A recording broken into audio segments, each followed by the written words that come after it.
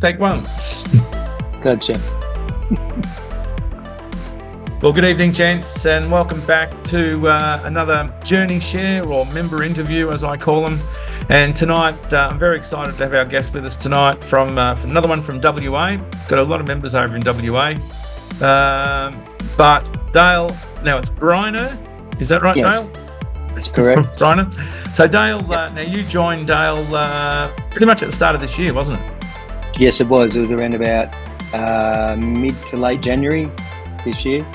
So, January. And mate, the reason why I wanted to have you come and do an interview, as far as turning things around very, very quickly, you've been the master at that, I think.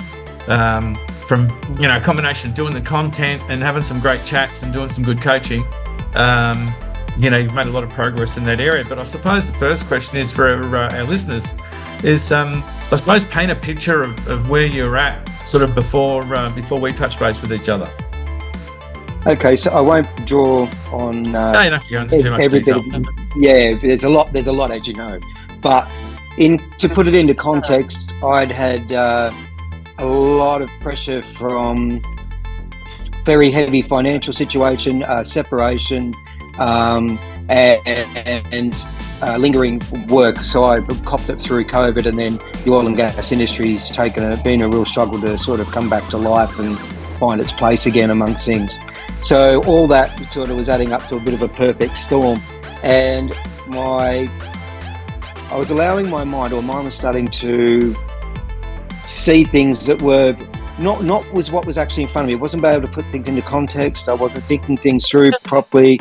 Logic was going out the window. It was almost like it was feeding the negativity of itself, and it was building and building and building and building, and it had been pretty substantial over 2023, from the end of 22, like the very end, right through 2023. It had been a real downward spiral for me, culminating in. I was going to say one thing that we didn't mention. You're you're a FIFO worker in WA, right? That's correct. Yeah. You work on a platform when you fly out, which is the gas platform. So you are right away when you go to work, and you're very much in that environment until the day you come back, I suppose. And but yeah, so going back to when you started, so a lot of things were going on for you, and part of that problem was the isolation as well. Yeah, look, there was isolation. For me, it was. Like I said, all three factors played a part in getting to where I'd gotten to. It was a bouncing around of jobs. Oil and gas still wasn't finding itself. It wasn't regular work. I was doing a bit in mining and then bouncing back, and contracts would start and then finish abruptly, and it was a real mess. And so it was a knock to my confidence. Plus dealing with a separation and the situation there, a lot, again, very deep to go into detail, and financial woes that were tied to that. So it was all very, very heavy stuff, and it was taking a real toll, dragging me into places that I shouldn't have been going. So. Yeah. And mate, I think it was originally you saw one of my ads on Facebook, like most people. Yes. And I responded, and we got sort of type chatting for a while, and eventually got on a call. Yep.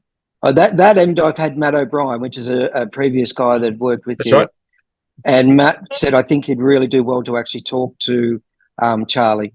And we started talking, and we had a big conference call, as we do, and the rest is history, as they say. And it was exactly what I needed, because I had my friends, the few that were still with me. Obviously, when people separate, a lot go their own direction. The ones that still with me, who had been through for quite a while, Matt being one of them, said, you've got to get some help. They can't do it all. Their shoulders aren't big enough to be able to hear it, let alone help decipher it. It's where this all came in, and it was a godsend. So yeah. And so you started with the content, but in looking back at your journey, I think you were getting just as much out of the conversations we're having as the content. Just to have a sounding board, to shoot ideas back and forth, and we'd often discuss things, and then you'd often say, well, actually, Charlie, I don't know if that's the right angle, and we'd have a really open discussion about things, and and we'd We sort of did. set ourselves up what the next piece of the puzzle or the next action step to take. We And did. Hmm. Sorry, I didn't mean to jump in. I was just going to no, that's say right.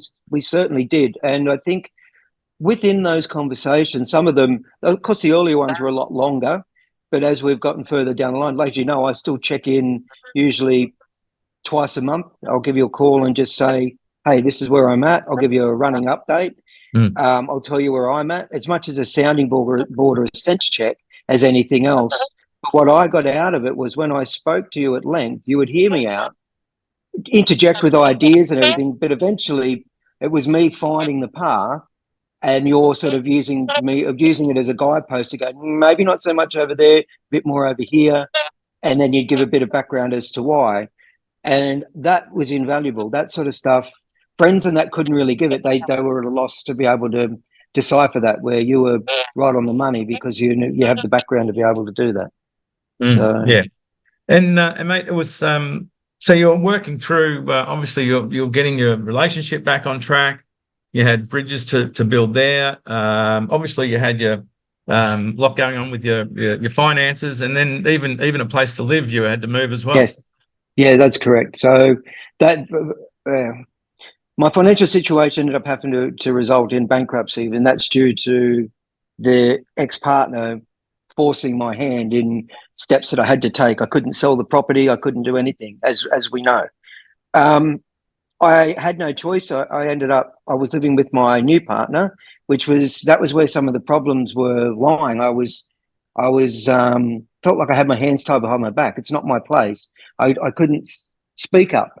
So what this actually gave me, I moved out and I've gone into a share arrangement, which has turned out to be a really good move. But it's allowed me to be, both of us, to be able to take stock, slow things down a little bit, and go away and get a bit of perspective. And it's Mm, literally proven wonders. We've got pretty much everything back on track, family, everything. So we achieved a hell of a lot from doing that. But it was what was needed. And even mm, my partner said it, as much as it came around the wrong way, Dale, and came about abruptly, it turns out that it was actually a really good outcome because it's given us enough time to sort of stand where we are and have your own space, I guess, is the thing. Where yeah, before I just felt very we came into it, but she was good enough to let me move in under the circumstances, and it probably wasn't the right move last year to do it. So it was very um, it was under very subdued circumstances on my side, and wasn't able to stand my ground. I lost where my centre was. I wasn't very mm. grounded, and all of that paid a price. It all just added up. So And that's exactly right. And I remember, one particular incident when at some stage you were finding yourself, and then and your partner posed the idea that, well, I might go out to the mines as well, and mm, you were like, well, if you're going to do that, you're going to be doing it with someone else, and that was the first time where I really sat back and went, geez, like you've mm, come such a long way really quickly, and it was a case of, look, I'm not being nasty. I'm just telling you how it is. Like, I'm not going to mm, try and be in a relationship where there's two people doing FIFO. And I yeah, think your partner was really sort of bit taken back by your mm-hmm, I don't know, resolve, I suppose, that this is the way it is. And I think, mm, thinking back to a lot of the other guys, Dale, and I think I've mentioned this, but there's a lot of guys out there that don't know how to stand their ground, how to mm, do it politely and non-aggressively, mm, but in such a way that sort of says this particular point's not negotiable. mm. And you did that with this one. And whilst she was a little bit shocked and surprised, I suppose, by your position, because you hadn't even worked yourself back into a balanced place in the relationship at that time. No, we were very much on the right track, but I'd just come back from site, so obviously night shift, 2 weeks of that, so I was fairly tired, but it came out of nowhere. The comment was made, and she went, "Oh, and I'll go FIFO in a couple of years' time, or 18 months' time, and I'll do that, and then we will do." And I just turned around, very like it was a reaction rather than a thought out decision or anything else. But the reaction was actually very well balanced, as we had discussed. So I just turned to her and I said, "Well, I hear you, but you'll have to do it on your own. Two FIFOs won't work. I'm in oil and gas doing 2 week on, 2 week off FIFO. Mm. You're going to be doing an 8 and 6 type FIFO. We'll see each other about 5 times a month. It won't work. And I said, that's not something I want to be a part of. And she said, so you're telling me what to do? I said, absolutely not. I encourage you to go and do what it is you need to do, but I'm telling you where I stand. Yeah, I And think that was, and I think, mate, that also, I think it was a quite a big balancer, to be honest, at the time. But it sort of said, I've got my own wealth and I've got my own boundaries, and they're not going to be crossed. And I think you gained a lot of respect in having that difficult conversation at the time. yeah, I think so.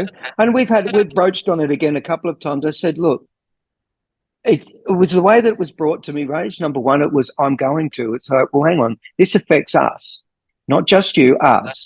Yeah. And I'd made it clear. I said, I've made clear all along that 2 FIFOs won't work. And I said, I've got a list as long as both my arms that have failed relationships that have gone FIFO, and they meet somebody else. And I said, I know what the FIFO lifestyle can be like.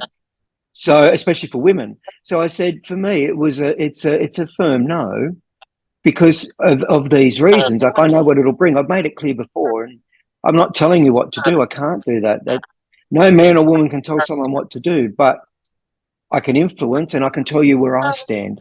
And I think what I took away from it was, it's, Dale, you're actually confident enough in yourself to say, because that was like a month or two in, wasn't it? I mean, it's not something that you probably would have said right at the start when you joined. So again, for me, it was a sign that you'd come such a long way.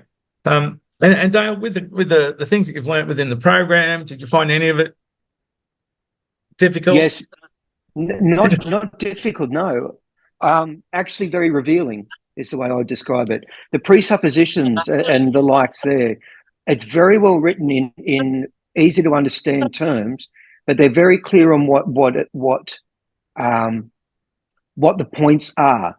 So the map is not, what is it again? The map is not the territory. Territory, yes. That type of stuff, that all rang a bell for me. It's like, my memory of what something is doesn't necessarily mean that is. And when did I think, or when would I cross that path?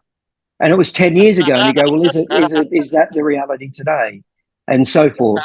And a person's actions are not, or person's actions are not the person.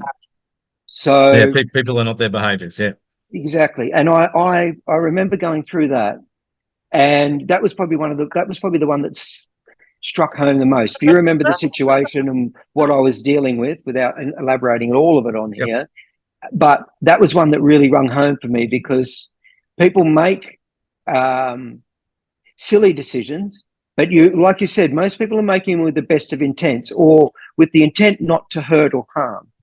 So you got to look. That was one I was like, you really got to look at it from that viewpoint. So what all the tools and information gave me was the ability to be able to look at it through different lenses that weren't pushing me into a negative spiral down thought process, because every one of them was doing that, and I was allowing it to. It almost became a dopamine hit by doing that. It was, you'd negative ruminate until your dopamine was going, oh, it's almost passive aggressive. What it gave me was the ability to be able to challenge it before it even became a formed thought process, and say, this is illogical. It doesn't make sense. And even if some of it does become true, or it is real, you can't change it or do anything about it. But you can change yourself, and you can do something about it if it does become that. In other words, you can walk away, you can have a discussion with them, you can tell them how it's made you feel, you can slow it down, and you can say, hey, and that, I think, that information is what helped me say confidently, FIFO for 2 people, I don't see working. 5 times a month to see each other won't work for me. So if it works for you, that's okay. But working for us, like, we've got to take both of each other into consideration here. It's not one person making decisions, the other one going along with it. And I had been doing that. There were things along the way that I can recall where I just didn't feel I had a voice. I didn't want to, because I felt, this is not my house. I have to respect these boundaries. Of course. and It was- it wasn't right. It wasn't balanced.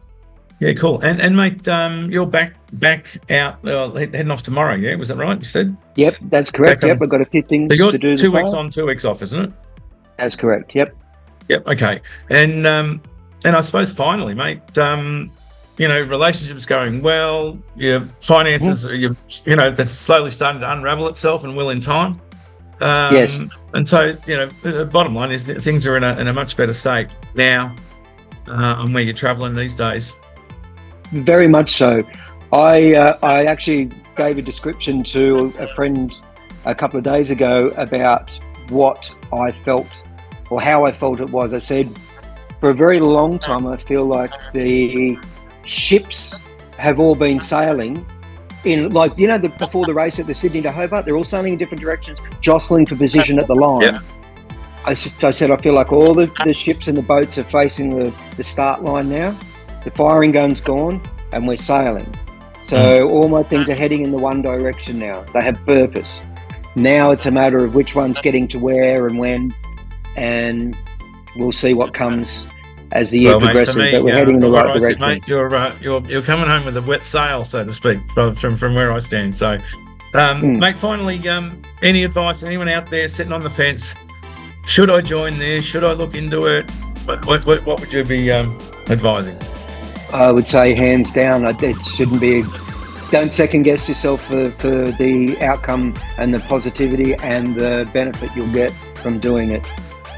There's no one, I've not seen anyone or know of anyone that can decipher and basically unshit a shitty set of circumstances the way that Charlie can. It's to put it into context that is easy to understand, but gives you a range of tools to be able to use to start to change the way you think and see things and how you're reacting to it. And as long as you keep using it, that's another big thing. It'll be forever your friend, forever. Yeah, very kind of you, mate. Very kind of you. Dale, thanks so much for taking some time out of your day on your last day off before you head back to work to do an interview for me. Very much appreciate it, and look forward to catching up, mate, when you're back in a couple of weeks. Will do. You take it easy, mate. I really appreciate the call, and it's like I said, it's been a godsend. It really has. It's worked miracles. All the best. All right. Take it easy. Well, there you go, fellas. Another great story, this time from Dale. And as I said, Dale was a referral from one of my prior members, but ultimately, as I said, it starts with a conversation. So look out for that Calendly link that I put on the screen now, and book a time to catch up, and let's see if we can turn that ship around. All right, everybody, take care. Thanks again, Dale, and look after yourself, everybody. Cheers. No worries. Nice one. No dramas.